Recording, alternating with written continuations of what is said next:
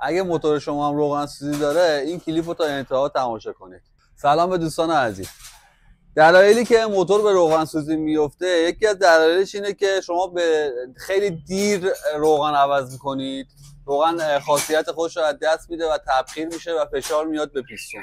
دلیل دومش اینه که شما صفحه گلاژ موتورتون نداره. به خاطر اینکه صفحه نداره هی میخواید گاز بدید که موتور حرکت کنه، سرعتش بیشتر بشه. اینکه صفحه نداره موتور فشار میاره به پیستون.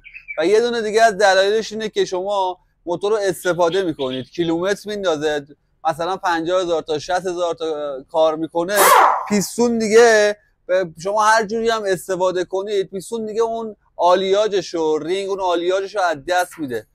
به هر حال باید اون پیستون رو عوض کنید. یه چیز مصرفیه، مثلا لت، مثلا لاستیک، اینا همه مصرفیه، به مرور زمان باید عوض کنید.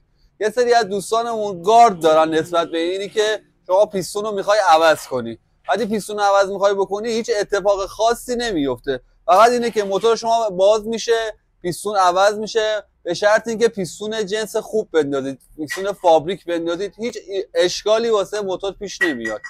ولی خب وقتی عوض میکنید موتور نو میشه، دوباره به مرور مثلا چند سال، دوباره مثلا 4 سال 5 سال، دوباره بدون هیچ ایرادی کار میکنه. این کلیپ هم بفرستید واسه دوستای موتور سوارتون که اطلاع داشته باشن. ممنون از نگاه زیباتون.